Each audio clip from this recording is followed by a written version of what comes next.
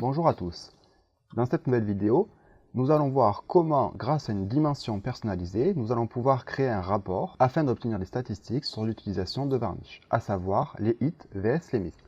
Dans la plupart des exemples, vous trouverez comme dimension personnalisée la variable auteur, qui vous permettra donc de récupérer le nombre de pages vues faites par auteur, dans le cas d'un blog. Commençons par créer votre dimension.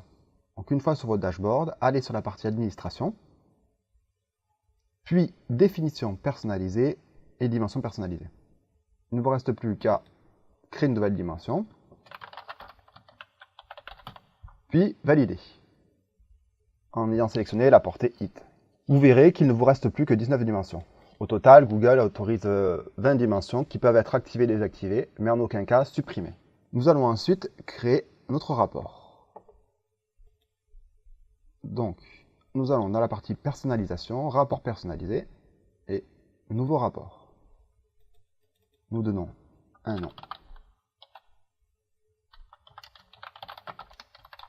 à notre rapport. Ce que nous souhaitons, c'est par exemple le nombre de pages vues pour un hit et pour des miss. En statistique, nous recherchons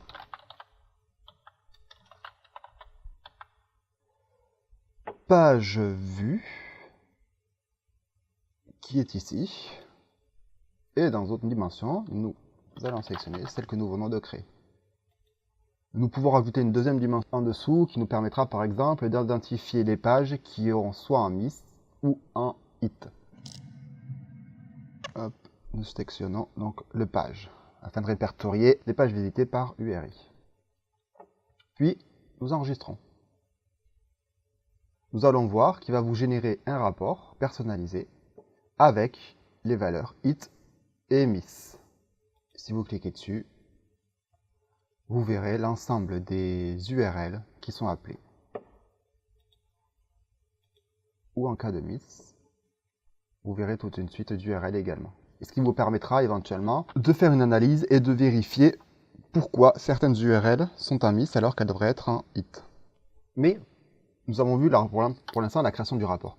Il vous faut aussi également modifier votre code pour remonter cette dimension sous Google Analytics au moment où vous envoyez une page vue. Rien de plus simple, sur votre projet, au moment où vous allez setter votre ID de Google Analytics, nous allons rajouter une fonction getCookie, puis récupérer la valeur du cookie VarnishCache, que nous avons créé donc dans la vidéo précédente grâce à la vaisselle Deliver. Une fois la valeur récupérée, il ne vous reste plus qu'à envoyer un gasset du nom de la dimension et de son index. Vu que c'est la première dimension que nous avons créée, index numéro 1, avec la valeur VarnishCache. Et donc, à chacune des pages vues, la dimension sera envoyée, ce qui vous permettra d'obtenir ce rapport. Merci à tous et à la prochaine.